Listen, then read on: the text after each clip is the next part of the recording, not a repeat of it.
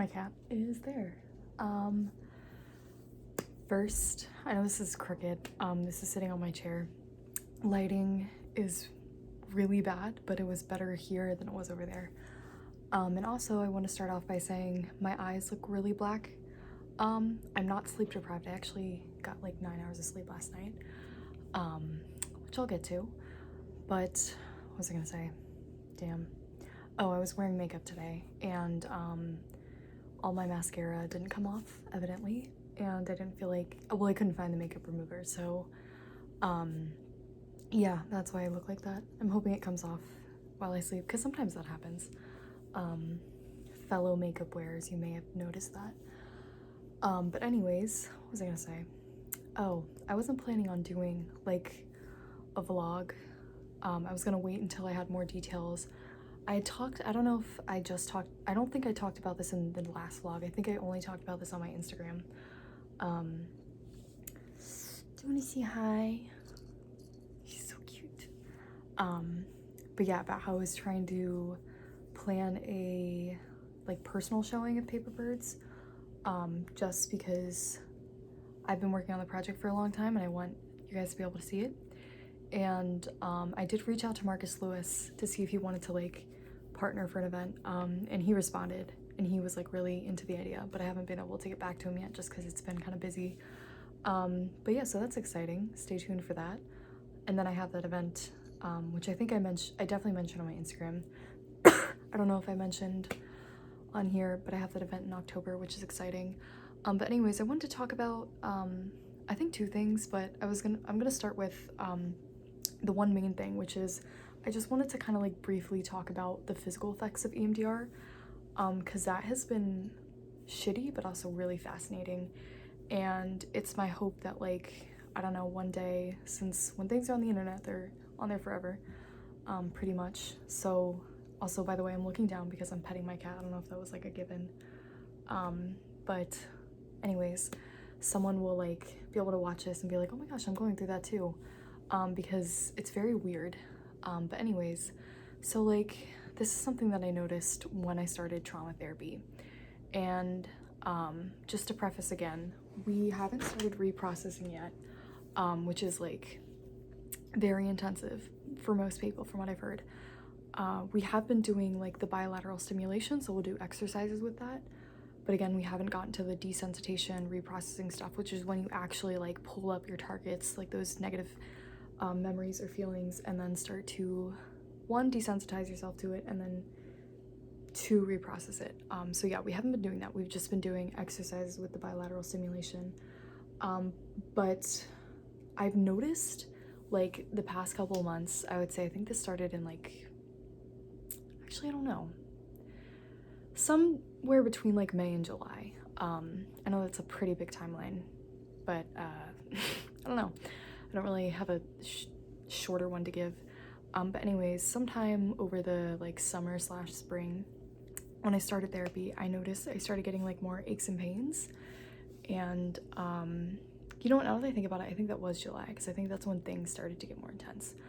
But I noticed like a lot of body aches, and it also felt like I was getting sick more often, which I've noticed too since, just, I don't know if this is like, it's hard because the timelines match up pretty close, but I don't know if that's more PTSD or the pandemic. I think it's a lot of the pandemic, because being inside for so long, I think my immune system definitely got a little bit softer. But yeah, so that's something that I've noticed just like over the past couple years, but especially exhibit A, the past couple months since I started therapy. And so that's been really interesting. And so like an example of that is I've had a cough now for going on 3 weeks, which is not the norm for me. Like that's never happened before. And along with like the aches and the pains, I've just been like more tired. But it usually correlates to when I have sessions. Like I remember the session before August 29th, which was my trauma anniversary, I had like a big breakthrough that night. And the next day I was like out. Like I took naps, and it was just, yeah, I just felt like, literally it felt like my body was like lead. Like it was insane. So yeah, I've been having aches and pains, been like taking more naps, and I think going into the naps thing, I've been like letting myself sleep more, because it's a nice way to escape hard feelings. And also, like, I've been just trying to be like more gracious with myself. Like, okay, I'm kind of tired right now. I want to take a nap. And it hasn't been effing up my sleep schedule, which is nice because usually that'll happen. But I think because I do need like the extra rest, I'm able to like nap and then go to bed that night. So yeah, that's been nice. The other thing that I've been noticing is my hair is falling out, which kind of sucks. But yeah, that was like the other big symptom, and also sometimes feeling like almost like a little bit feverish, but that's like, it's not like a full-blown fever. And I bet if you took my temperature, it would be like pretty normal. It's just I like feel kind of sick. It'll be like very acute. And I know that sounds all very concerning, and I did get it checked out by a doctor. I actually went to the doctor for the first time in like a long time, like my PCP, last Friday, and then she ordered me to get a blood test, because actually I'll jump into that later, but just to in part rule out anything, and that's what I did on Monday, and I have like a bruise here that you can't see. But yes, I got Tuesday, not that it matters. But yeah, and everything looked pretty normal, so that's good. And I talked to my therapist about it, and this was like an experience, like these physical symptoms is something that in the forum I'm a part of, like a lot of people experience that too, so that was a comfort. And my therapist, I was telling her, and she was like, yeah, what you're describing might be adrenaline fatigue, like your body is finally coming out of fight or flight, and when like your adrenaline's going all the time, like you are, well, one, you're like dissociated from your body, so like those aches and pains may have already been there and you just weren't feeling them. And two, like it's like your immune system is kind of like coming down. It's like, okay, like now I can, like I'm letting my guard down, and so that's like why you're, you know, getting sick more often and you feel like kind of weaker, is because you're probably coming out of fight or flight. And so even though yeah, it's felt really shitty, it is kind of like, it's like comforting to know, to have like concrete, like, oh, like it's actually showing up in my body. And it's been really interesting to like see that connection, like when people say the body remembers trauma, the body stores trauma, to see that in real time in myself, like stuff that I can't make my hair fall out, I can't like make myself have a cough. So that has been like really interesting to see. I was gonna say, oh, that's the other thing, kind of going off of that, wasn't the second thing I was gonna talk about, but it is worth bringing up. While it has been like really hard, I have had moments, which I don't think I've ever experienced this before, where like I felt what like safety feels like, and I was like, wow, this is weird. Yeah, because I feel like, I don't know, now it's hard to even remember like what I was like before I remembered my trauma, because we're going on over 3 years now. And it really changed me as a person. So yeah, and also too, I don't even like to like go back to that time, at least parts of it. But anyways, I've felt like safety for like the first time that I can remember, and it's been really interesting to just not feel like the rug can be pulled out from under you at any given moment, because that's kind of how I feel. Like I'm always like on edge, like I'm always like waiting for like the next bad thing to happen. The biggest thing is like, and two, I just don't feel like safe. Like I feel like the sky could open up and swallow me. Like I don't know if that makes any sense, but that's kind of how I feel. And I worry a lot about like my family members. Like a lot of my nightmares now, they started off very like trauma oriented, and then over time it was kind of like, you know what, we're just gonna play on all your fears, you know, make it interesting. And so now I dream a lot about like my family members dying, or like them like suffering something. Like the other night, actually, you know what, I'm not even gonna go into it because it's kind of dark. I told my mom this, she was like, so how's the dreams going? And I was like, well, I had a nightmare last night, because I've been getting them like pretty much every night, it feels like recently, which is one shitty side effect of trauma therapy, is I feel like my PTSD symptoms in some ways have gotten like a little bit worse, not in the sense that I'm regressing, but just more that I'm like, this stuff is like coming to the forefront. And I was like, well, I had this, and then I like explained my dream, and she was like, oh my gosh, like that's literally horrible. And I was like, yeah, I know, like that's like pretty much my average night, and it sucks. But yeah, so that's kind of shitty. Cried about that yesterday. What was I gonna say? I was going somewhere and then I just kind of went off on a tangent. Damn. Yeah, I feel like I'm making progress even though I still feel bad sometimes. Okay, actually now that's what I was gonna talk about. Yesterday, so on Tuesday, no, Monday, because that's when I had my session. I had like another, I don't know if I'd call it like a breakthrough, but I would call it like an emotional release, and we did like an exercise. And two, I just went into the session like very emotional, which the past, like the 2 sessions before that, I was like doing good. So when I went to therapy, like we were still making progress, obviously, but I was like, I don't know how to tap into anything because I feel pretty good right now. And then this time around, I like literally was crying before I even got there. And it's funny because we started off the session, she pulled up my email because I actually sent her like, I send her notes every week. And the last couple weeks they've been like minimal, but this time I think I sent like 8 pages worth of notes, which sounds insane, but that's actually the norm for me. So my therapist is literally a saint for like reading them every time and being like, these are so good, these are so helpful. Because I don't feel this way as much anymore, but like I felt like really guilty at first because I was like, this is a lot of shit, and I feel like I don't know. But anyways, what was I saying? Damn. Oh, so I had like a release, and oh wait, no, I was talking about the beginning of the session. I'm sorry, guys. I actually went into the session and she was talking about how, trigger warning, I'm going to talk about suicidal ideation a little bit. She brought up my email and she was like, let's talk about this right here. And it was a line where I had talked about how like, so like you have to like actually like work to rewire your thoughts or at least I've been having to do that, or I've been trying to do that. Kind of like DBT, like dialectic behavioral therapy. It's something, if you look up DBT, you'll figure it out. So that's kind of like what I've been doing outside of therapy. And I was talking about how it's kind of hard because I was like, well, my brain does this thing where it's like, technically if I like offed myself, I wouldn't have to deal with anything, and it's really hard to compete with that logic, even though I have so much that like I want to give to the world. But yeah, there's a myriad of reasons why I deal with that thought process. And I'm hoping EMDR is like fixes that. But yeah, and I started laughing like hysterically when she started reading that out loud, and like I don't know, I just like could not stop laughing.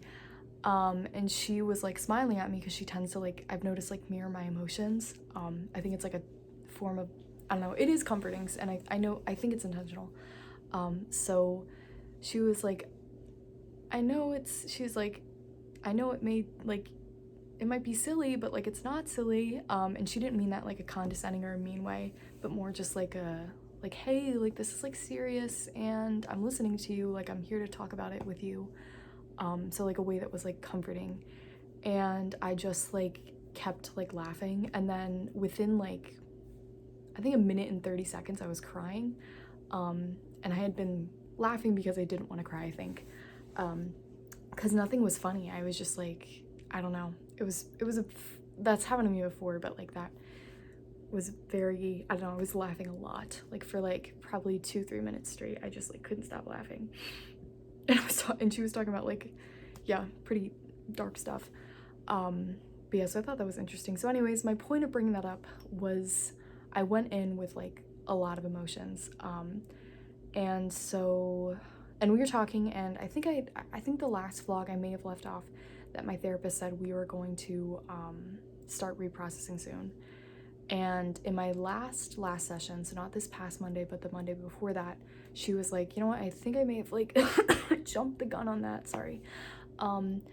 We should like maybe not do that yet. And I was like, okay, that's fine. And I'm fine with that. Like I'm fine going at like a slower pace because I have a small window of tolerance right now.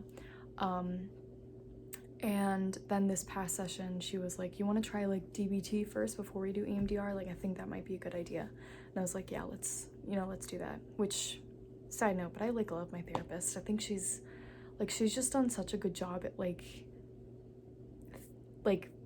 feeling me out and like where my strengths and weaknesses lie. and just like really personalizing my journey to like fit me, and taking things like just like kind of taking every precaution, which I like really appreciate, because yeah, to jump right in it would be really bad for me personally, I think, because I just wouldn't be able to handle the emotions. But yeah, so I was like, yeah, that's fine. But we ended up doing like an EMDR, like a bilateral stimulation exercise at the end, and it was actually like it was good. Like I had, like I said, an emotional release, and I'm not gonna go into like what the exercise was because it's not that important.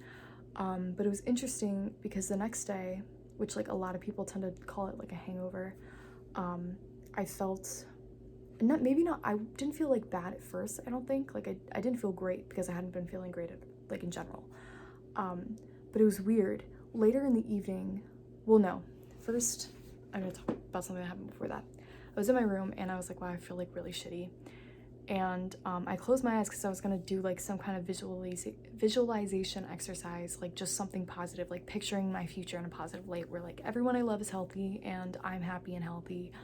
But then when I closed my eyes, it was weird. I got like an image back from the place where I think I was sexually assaulted.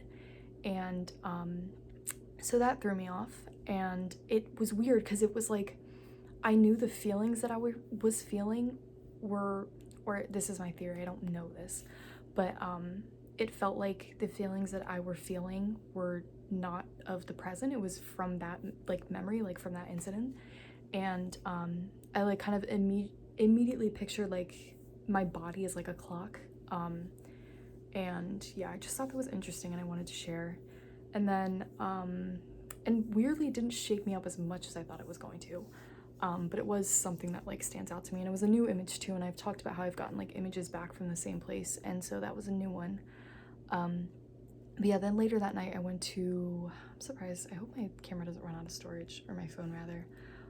So I ended up going to dinner with my parents, and it was weird. I've had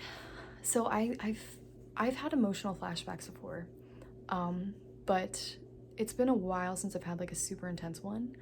And it's been a while since I've had like a PTSD flashback, and so I think I almost forgot like the meaning of the word until I had one last night, like an emotional flashback, because it felt like the intensity of a PTSD, like I don't know if like a standard PTSD flashback, I guess for me, minus like the physical like manifestations of that. Like sometimes I'll like cry or shake or like say things that I'm not in control of. It's just like my body's kind of like acting out for whatever reason, like acting on autopilot. And it was weird because I felt like I was back in 2015 and I was 14 when I was like severely depressed. So that was like exactly 8 years ago.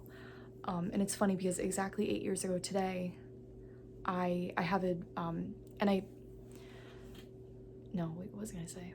Yeah, I have like this journal entry that I actually posted on Twitter like 2 years after that happened, so it would have been 6 years ago today, where it was like #LifeGetsBetter.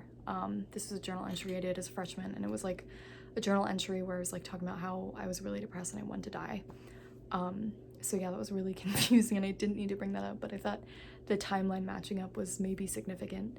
But anyways, yeah, so I felt like I was like literally 14 again, and I was in the year 2015, and I just felt like everything that I'd felt that fall. And it was just like the most bizarre experience, and it was honestly like pretty excruciating. And I just thought that was interesting because, I mean, for a lot of reasons. I mean, we haven't really gone into my freshman year of high school yet. And the fact that like, I figured if anything, like I would feel like I'm back in the memory of like being assaulted, because that's like where I got the image back from. But it made me think maybe those two are like connected, like the feelings, like maybe the feelings from like that trauma, that early childhood trauma, like manifested itself like that fall when I was really depressed, and I didn't really know it at the time. Because in EMDR too, like when you process memories, like you'll see things that are connected that you would have never thought were connected.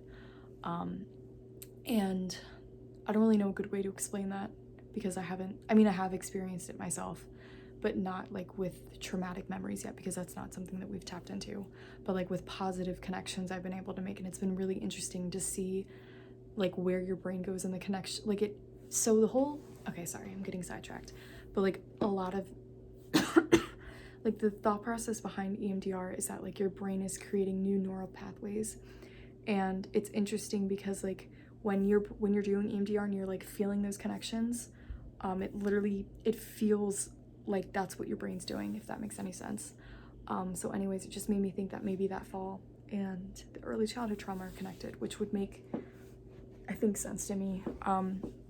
So yeah, and there's more I could say about that, but I feel like I rambled for a really long time. It probably didn't make any sense, but hopefully the beginning half of this video was good because it was more concise.